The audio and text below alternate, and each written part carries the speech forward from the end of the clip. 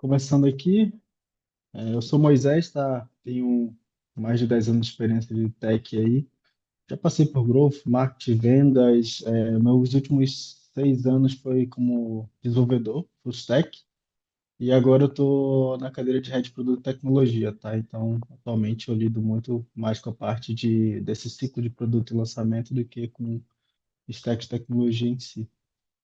Certo? Quem quiser saber mais aí tem no LinkedIn. Quem quiser bater um papo depois também é só me chamar. A minha ideia não é me prolongar muito, mas é só dar um overview geral aqui para vocês terem uma noção aí do que a gente faz.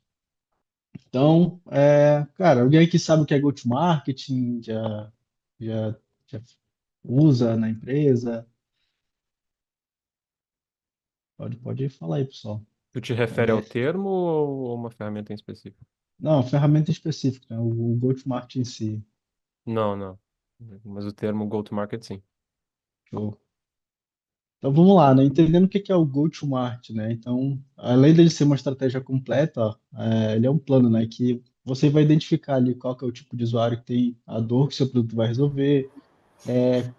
Geralmente ele vai gerar todo esse material, tá? Então ele nasce junto com o ciclo da ideação e vai até a parte do lançamento. Então ele é a estratégia inicial ali. Então ele vai pegar todos esses pontos, né? De você identificar o seu usuário ideal, quanto que você vai cobrar, né, pelo seu produto, seja ele SaaS ou seja um produto para o cliente final, como você posiciona e diferencia, né, das outras soluções de mercado, então, como você entrega isso como uma mensagem para o cliente e é percebido no mercado, como a sua empresa vai contar a mesma história em marketing, vendas, customer success, então, ele geralmente está integrado em todo o ciclo, né, das tuas áreas da empresa ali para falar a mesma linguagem do produto para o cliente final e como você insere esse produto no mercado com um plano tático.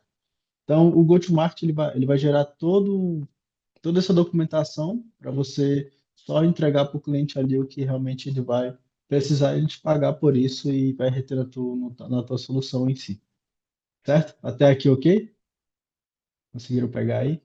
Show. Eu gosto de ver o feedback do pessoal, não gosto daquele papo onde é muito mais estático, onde só o interlocutor fala e ninguém interage, tá?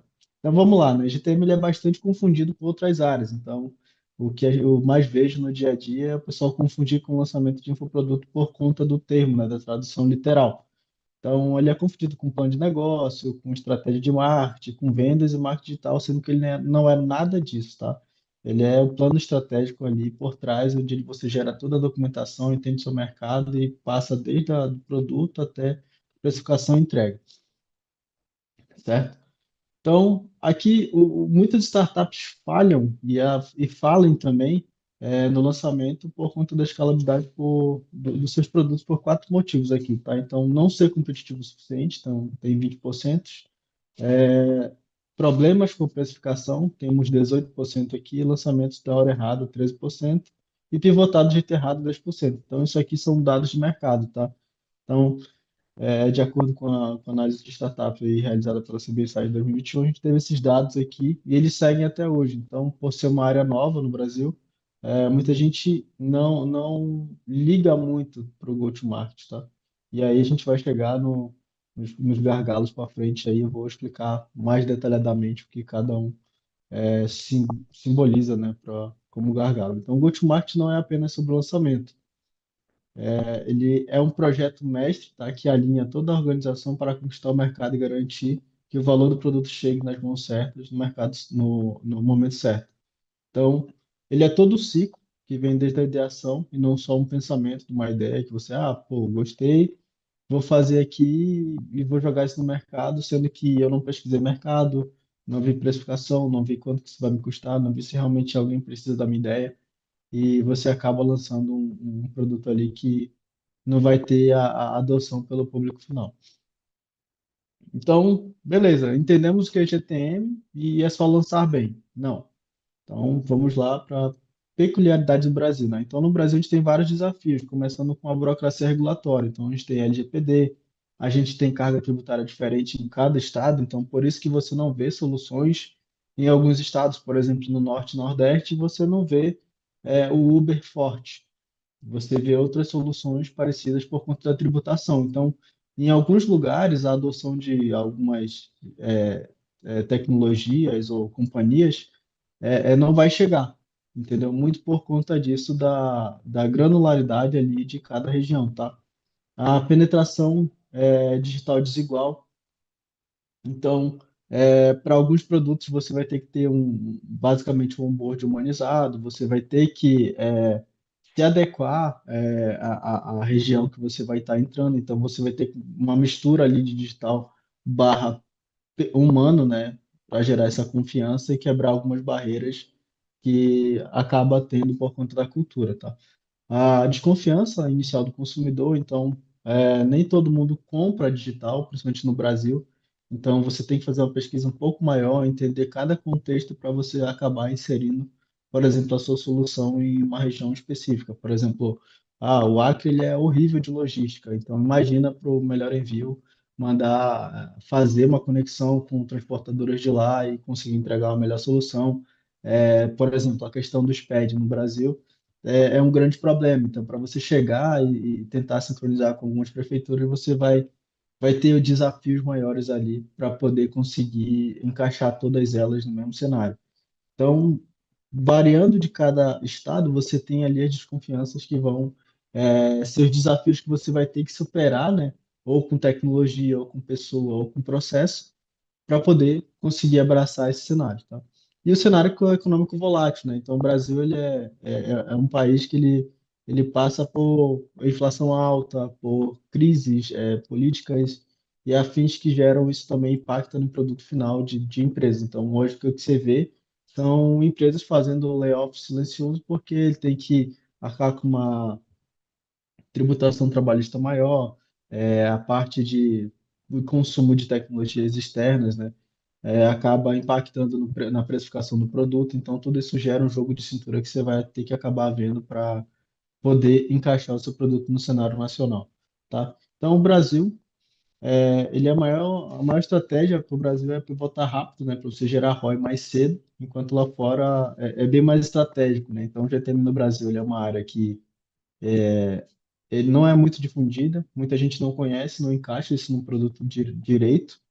E por ser assim e por muita, ele não é especificamente alocado, eu falo assim, como uma área específica dentro da empresa, como lá fora. Lá fora, por exemplo, o profissional de ETM, ele está alocado dentro da empresa com um time para fazer exatamente só aquilo e comunicar com o resto dos setores. Enquanto no Brasil, por exemplo, o profissional de marketing, o profissional de growth, ele vai fazer esse papel, tá? O profissional de vendas, às vezes, vai também fazer esse papel e ele não está especificamente é, a, a- eu falo que é delimitado ali para fazer somente aquilo, tá? Ele está junto com outros departamentos, tá? Então, os maiores desafios do cenário brasileiro são basicamente encontrar aí o Product Market Fit, tá? Então, o problema principal é times técnicos presos em features incríveis aí, então, o que você mais vê nas empresas são alguns times técnicos onde eles priorizam algumas features que eles falam que é incrível, mas ele não vê uma demanda real ali de valor para o cliente final. Então, a falta de pesquisa de campo, a própria comunicação entre setores também, isso impacta bastante no produto final. Então, qual que é o mercado mais ideal, né? Qual que é a dor que o mercado ainda está desassistido? Então, a maioria dos times de produto não está 100% focada nessa entrega real, né? Então, um grande insight aí é você validar o seu Product Market Fit, né? Se você está lançando algo novo, você já traz isso lá de trás com o GTM, com o seu time. É, valida o Product Market Fit é interativo, não uma etapa única, né? Então, aqui você ir além do MVP e ter usuários engajados pagando, indicando e voltando. Então, esse é o grande ciclo, né, para você ter ali realmente um crescimento saudável no seu produto e achar o seu espaço no mercado. Então, você comunicar isso muito bem, entregar o valor para o cliente final ali, que ele realmente vai usar e vai engajar, e ele entende o que que é o produto, você tem uma barreira muito menor de adoção. O segundo é sincronizar os times multitarefas, né? Então, no Brasil é muito comum você ver, tanto em empresas pequenas, o empreendedor ali ele faz tudo, e em empresas grandes também, tem times que fazem tudo, né? Então, sustenta a plataforma, cria features, é,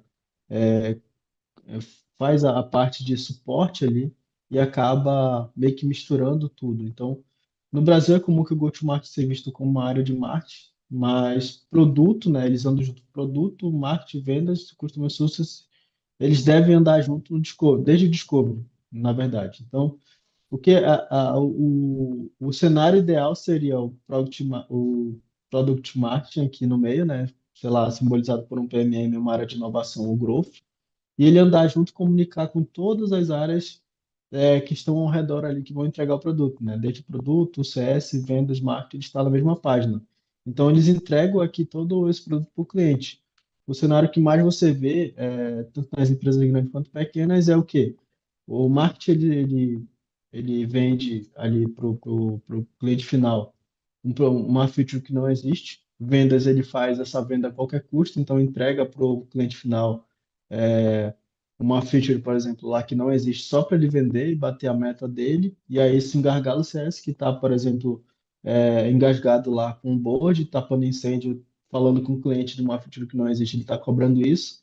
Isso volta para o produto e aí gera esse ciclo onde você vai ter, por exemplo, o produto criando features que a venda fez e que o CS falou, não, cara, isso a gente vai tentar fazer, por exemplo, em 2 semanas, entendeu? Daqui a 2 semanas você vai ter isso no produto. E aí você gera esse ciclo milionário aí de custo, né? E você não passa a não ter inovação, mas sim, por exemplo, a ditar a regra do cliente ali, que ele falou, ah, cara, o vendas me vendeu isso aqui, eu vi isso aqui no marketing e o CS falou que isso tem que ter no produto. Aí chega o pessoal os times de dev lá ficam engargalados em ter que fazer essas features para ontem, e isso acaba impactando negativamente aí, tanto no ciclo da empresa quanto na entrega do produto final, até mesmo na modelagem do produto final, que muitas das vezes vai, sei lá, você vai entregar uma feature nova para um ou dois clientes e o restante não vai usar aquilo e você gastou uma grana para fazer tudo isso, tá? Então, a grande barreira para isso é a falta de rotina de alinhamento, né? Então, por exemplo, muitas das áreas não se comunicam para ter, beleza, estamos na mesma página aqui, prometemos X, vamos entregar X. Beleza. Então, vamos para cima, né? A outra barreira é a falta de documentação de buyer persona real, então, beleza. Baseado no nosso discovery aqui, desde que a gente começou a pesquisa, entender o mercado, para achar o Product Market Fit. Então, quem que é o nosso buyer persona ideal aqui, entendeu? Quem é o cara que realmente precisa da nossa solução? Com quem que a gente está falando no digital, né? Então, quem são nossos parceiros chaves que vão trazer esse cliente ideal e não somente vender algo que não existe para poder estar no mercado ou gerar uma receita aqui que não vai ser basicamente uma receita, mas que vai dar um churn daqui a uns meses, entendeu? Porque o cliente não vai ver valor no produto. Então, o grande insight é alinhar o GTM, né, que é preventivo, não só tapar buraco e reuniões semanais de squads, né, para entender o que cada área entende sobre o produto, né? Porque muitas das vezes você comunica, mas vendas não entendeu. O marketing também não e acaba vendendo um negócio que nem existe, tá? A terceira, o grande gargalo aqui é o posicionamento em mensagem, tá? Então, mensagem não é um pitch bonito, então muitas empresas confundem, né, a mensagem do produto com um pitch bonito. Então, é como o mercado percebe o seu valor real ali. Então, por exemplo, você tem uma empresa X e como é que o mercado te percebe, né? Como é que ele enxerga a tua solução? Ele sabe o que que você faz, o que que você entrega, qual que é o seu produto? Então, os erros mais comuns é falar difícil para vender inovação sem traduzir benefício. Então, a gente vê isso muito no Brasil, não só empresas tech, tá? Mas um pouco disso no Brasil, é o pessoal querer traduzir muito para o inglês algumas soluções, né? E acabar que o cliente final não entende a solução que ele está vendendo, o benefício, né? Então, quanto mais fácil para o cliente for, mais fácil ele vai conseguir entender e comprar, né? Então, o grande insight aqui é features contam, né? Benefícios vendem, histórias fazem lembrar. Então, por exemplo, eu tenho um serviço de IA aqui que ajuda na gestão do cliente. Então, se você falar dessa maneira, por exemplo, fica, pô, beleza, mas o que que isso faz, né? Agora, se você falar, cara, eu vou te ajudar a vender mais com uma solução de IA que vai melhorar a sua gestão e você vai saber quem está entrando, quem está saindo do seu negócio, de maneira automática, né, de um sistema mais automatizado. Então, isso traduz mais para o cliente o que ele precisa do que ele ver uma frase ali que, sei lá, só por estar em inglês vai gerar um impacto e isso vai fazer com que o cliente não entenda a sua real solução ali, o que seu produto faz de fato. Pessoal, até aqui tá tudo ok? Alguma dúvida? Estão conseguindo pegar aí? Tudo de boa, Sucesso. mano. Pode continuar. Só um pequeno aviso, tu já bateu 20 minutos. Tu tá quase em 20 minutos, na real. Ah, show. Beleza, eu vou correr aqui Tá. Tu então. tem 25, tu tem entre 25 e 30. É bom tu deixar um pouquinho de tempo para caso as perguntas no final. Beleza. Então vamos lá. Então, o 4 aqui é a adoção de onboard, né? Então, esse é um dos maiores gargalos dos produtos brasileiros, que é a entrada, né, de clientes em qualquer solução ou plataforma, tá? Então, o grande maior gargalo do GT no Brasil é essa adoção lenta, né? Então, o que que a gente tem de cenário hoje, tá? Os usuários precisam treinar, tá? Eu sou basicamente o pessoal lida com o onboard como um treinamento de usuário, sendo que o onboard não é isso. Então a gente tem que entregar uma vitória mais rápida para o cliente. Ele tem que entrar na plataforma, conseguir usar, tá? Entender o que que ela faz e ver valor naquilo. Então, a falta de cultura do autoatendimento digital, conexão fraca, pode inviabilizar o cloud puro. Então, o cliente ele sempre precisa desse quick win, o ganho rápido, tá? Para sentir valor no produto. E, tipo, por exemplo, você compra sei lá, um cara de tech compra uma VPS, mas se ele vê dificuldades em conseguir entrar na VPS, não vê ali a documentação certa, ele acaba achando difícil e migrando para outra muito mais rápido por conta desse serviço ser entregue de uma maneira mais rápida, tá? Isso se traduz para outras áreas também, tá? Só estou tentando chegar numa abordagem mais rápida. O quinto é o orçamento e timing, tá? Então, o Brasil é igual a recursos limitados, o investidor mais conservador, então, por exemplo, o investidor vai acabar abraçando aquilo que tem mais adoção e que ele vê que tem um planejamento mais longo e futuro. Tá? Então, equívocos frequentes são o gasto, né? Gastar meses polindo features perfeitas em vez de lançar e iterar. Então, eu acho que você consegue ver em empresas grandes aí produtos que estão há mais de 2 anos na esteira, mas que não tem tanta adoção no mercado assim. Então, ele é aquele grande elefante white label que fica engargalado ali entre os produtos da empresa. Tá? Então, o grande insight é o GTM saudável combina com qualidade, agilidade, e pronto é melhor que perfeito, mas teste real é melhor que suposição. Então, você ter o cliente ah, que consome ali, que entende, né, o teu produto mais rápido e consegue ir evoluindo com o produto, é muito melhor do que você tentar polir features para lançar no mercado, tá?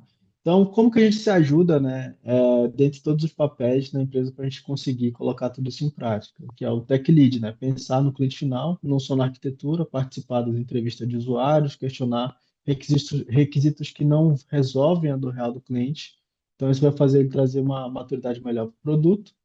Líderes de produto, né? Incluir o GTM no roadmap, eu participar ali das comunicações, né, que também envolvem a criação do produto, mapear features e destravar vendas com a adoção do produto. Então, pensar nessas alavancas fazem chegar num produto melhor. E fundos empreendedores, que é contar com quem tem de go-to-market, né? Não só pensar ali no produto em si sem olhar o mercado, entender de CAC, ciclo de venda, ROI, canais de aquisição e também de distribuição. Tá? E se precisar pivotar, fazer isso cedo, não esperar gastar todo o caixa para fazer isso. Tá? Empresas grandes também têm que fazer isso. E líderes de time tech, engajar squads no propósito para quem estamos construindo, né? Então, muitas vezes o dev está ali só como pedreiro, não sabe para que ele está fazendo o produto e acaba fazendo de qualquer jeito. E comunicar as métricas de mercado, né? Então, trazer isso para dentro do time para poder a gente pensar junto e todo mundo fazer parte da solução e não só pensar ali como se fosse um produto qualquer. E a provocação que eu faço é: você pode ter a melhor stack do mundo, mas se não for percebida como valor, não tem venda. E qual parte do seu GTM precisa de atenção hoje? Então, eu acho que tem vários pontos que você consegue olhar e ter uma visão mais estratégica ali para pensar no cliente final e conseguir ter uma entrega mais efetiva, né? E saber se está errando rápido ou se está acertando e conseguir crescer com isso mais rápido, tá? Pessoal, o que eu queria falar com vocês é isso. Desculpa se eu fui muito rápido, muito técnico, mas a ideia é mais trazer essa visão de produto, né, ideação, é mais estratégica desde o início da ideação até a entrega do produto, né? Falar um pouquinho do GTM. Então, qualquer dúvida ou pergunta, estou à disposição. Ah, não sei se eu já bati meu tempo, eu estou quase, mas Não, não, tá de boa. Pô, vamos valeu, lá. valeu. Tem umas perguntas agora no chat. O Valdemar ali perguntou: como é o fluxo de um board ideal? Pai, eu pulei o Vladimir. Cara, depende muito do teu produto, tá? Mas o onboard ideal é aquele que você vai conseguir colocar o cliente para dentro sem engargalar tanto o teu time técnico, seja suporte ou CS. A gente já tem várias estratégias, hoje tem PLG, né, que traduz bastante isso, que é o cliente conseguir entrar no produto sozinho e preencher todos os campos ali que ele precisa para usar o produto, tá? Mas, por exemplo, um produto de consultoria de agro, você tem que estar mais próximo do cliente, então o ciclo de venda é maior, o ciclo de entrada é maior. Você tem barreiras aí que também podem se estender, dependendo da cultura ou região. Tem mais alguma? Tem. O Vladimir aqui perguntou: na empresa que eu trabalho, na empresa que estou, o design está sempre sendo repaginado, o que eu imagino que é sempre sendo refeito. Se eu tiver assumindo errado, tu me corrige aqui, Vladimir. Aí ele perguntou se entra nesse gargalo também, e aí eu não sei qual o gargalo específico que ele estava falando. Pode ter vários fatores, cara. Essa mudança de design constante pode embutir vários problemas aí que não só pode estar no onboard, como no próprio produto em si, ou entender o que o cliente realmente precisa, tá? Às vezes não é só design.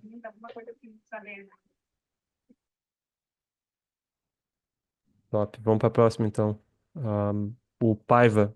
Existe hoje estudos voltados para a criação de um plano trial, ou depende muito do serviço? Eu tinha preconceitos até agora e adotar, e ver que era uma porta de entrada para usuários que antes tinham dúvidas. Eu não sei se eu Então, entendi muito bem. o trial ele é basicamente uma estratégia de price, né? Então ele acaba entrando ali quando o produto ele precisa, por exemplo, educar o cliente. Então, quando o produto é um pouco difícil e esse onboard é um pouco mais custoso, você cria um trial para o cliente experimentar e ver se é aquilo que ele realmente procura.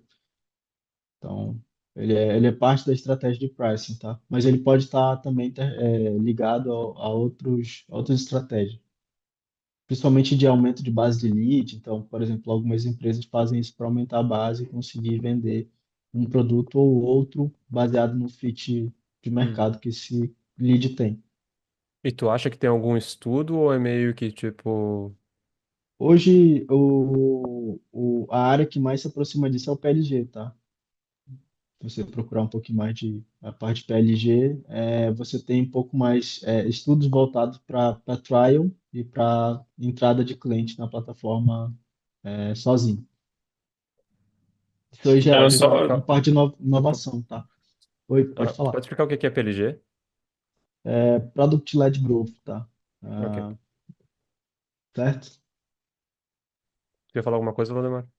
não, eu ia falar porque eu estava pesquisando sobre isso semana passada, inclusive, e na, na minha cabeça eu achava que, tipo, ter um Trio ou ter um Freemium, que a gente chama, né, que é uma versão Isso. free e aí uma Premium, era meio que no-brainer, assim, tipo, isso deve dar muito certo. E aí, hoje em dia, a gente consegue fazer pesquisa mais profunda, né, com o ChatGPT e tal, com Deep Research. E aí eu peguei uns cases similares da Tech Leads Club, assim, comunidades. E uma coisa que me surpreendeu bastante foi que, normalmente, quando tem trio ou tem a versão free, a conversão é menor. Tipo, ela baixa porque as pessoas, elas não têm uma urgência ou algo assim para converter. Mas no longo prazo, normalmente o número é maior, porque tu capta mais leads, tu aumenta a tua base, e aí tu não converte tanto quanto tu converteria sem aquilo ali. Tipo, a porcentagem ela vai ser menor, mas o número de pessoas vai ser maior pelos dados que se tem. Eu achei isso muito interessante, assim. Mas claro, isso também é nicho, varia de nicho, né? O nicho de comunidade. Não tem muito como tu fechar, essa funcionalidade só para quem paga, ou algo assim. Tu tem uma versão que é a versão aberta da comunidade, e para a pessoa comprar, ela tem que ver, pô, a versão paga vai me oferecer mais conteúdo daqui a pouco. Mas quando tu vê um produto, se a versão Trio de tipo Spotify ali tem várias estratégias. Spotify incomoda as pessoas com ads, até elas quererem comprar, sabe? Então, beleza, aqui Exato. eu vou fazer a pessoa converter através de incomodar. Tem outros que tem uma feature, pô, a feature muito boa que está atrás de uma versão paga. Pô, então, acho que é muito mais de como tu estrutura isso, né, Moisés? Eu sei como tu vê isso, mas a estrutura que tu bota, eu acho que vai liderar o quanto tu vai converter, né? Geralmente produtos maiores. Eu vou te dar um exemplo. A AWS agora está dando um ano de produto para empresas de tecnologia. O próprio Google faz isso, o Gmail faz isso. Então, por exemplo, você quer começar com um produto gigantesco, você precisa ter um diferencial de mercado, né? As empresas acabam embutindo isso, abraçando esse custo inicial para poder ter o cliente no longo prazo. Então, eles conseguem vender ou te amarrar muito mais do que se eles te vendessem logo de início, Ah, entendeu? mas é que eu acho que depende. Aí esse ponto é interessante, porque eu acho que depende muito do produto, tá ligado? Eu acho que, tipo, servidores de cloud, eles só conseguem fazer isso porque eles são produtos com o que se chama de defensibility muito alta. Cara, se eu Então. passar um ano na AWS e eu colocar meus serviços lá como uma startup, é muito improvável que quando, tipo, os meus créditos acabarem, eu vá migrar porque eu vou estar cheio de outros pepinos e esse não vai ser um deles, tá ligado? Mas geralmente Então, você não muda, você é, já está lá, essa, então, essa, tipo, essa é a armadilha do Exato. negócio deles, que, tipo, tem muita defesa no produto, sabe? então eles vão te Daí o educando até lifetime lá, value, né? entendeu? Eles olham para o teu valor, qual que é o valor dessa Exato. pessoa no longo prazo? Ah, é tanto? Pô, se eu vou dar dinheiro para ela aqui por um ano, porque em 10 anos eu vou ganhar 500, 600% semanal, muito É. mais. Então, aí você abraça vários mercados, tanto do profissional quanto a própria solução, entendeu? Porque para Eu tava migrar vendo. depois é muito mais caro. Então, Eu vou passar para as outras perguntas, mas eu tava vendo, tá. inclusive, essa semana sobre o custo de cloud do Figma, que eles estão fazendo IPO agora e dá para ver todos os custos dele, né? Porque tipo, por lei eles Uhum. têm que expor isso. E é A bem gente pode, interessante, na pode, real. pode trazer depois, casos específicos, né, que é de aplicação real, entendeu? Esse aqui foi mais para dar um overview geral, mesmo para vocês entenderem o Sim. cenário, né? Passar Então, ali para a próxima show. pergunta, que é a do Guilherme, que é qual o melhor momento para começar a investir em marketing e tráfego pago? Após a estabilização do produto ou do MVP, para validar, já seria meio ok É, ou... Geralmente o go-to-market ele nasce junto com a ideação, né? Então você ideia produto, pesquisa o mercado, entende produto, para quem é, preço, canal de distribuição, e no final disso você vai para os canais, né? Então essa parte de tráfego pago, a parte de investir em marketing já é o que você pesquisou todo com go-to-market para aplicando já no lançamento final. Então esse é o ciclo, né? E aí você vai refazendo o ciclo para ver, beleza, o produto não teve muita adoção, aí eu vou pivotar minha ideia ou melhorar ela. Então, é assim que funciona. Mas... acho que dá para tempo para mais uma, talvez duas no máximo. Tem a do Luizão aqui. Manda. Hoje na empresa que atua, o onboard de cliente é bem complexo e a autonomia dele é quase sempre quando o cliente é mais técnico, mesmo nossa plataforma não sendo apenas para pessoas técnicas. Você tem mais conteúdo sobre como melhorar a automação de serviço, o onboard dos usuários?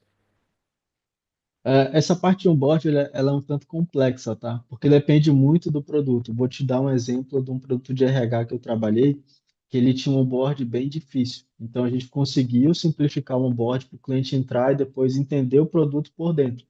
E aí ele ia completando algumas fases para poder ele conseguir realmente usar o produto no dia a dia. Mas, por exemplo, a própria Gup, quando você vai entrar, os empresários que compram o Gup, por exemplo, não utilizam toda a plataforma, eles utilizam somente, sei lá, uma triagem de currículo e, por exemplo, a parte ali de profile, né? Tipo, é o perfil do teu candidato.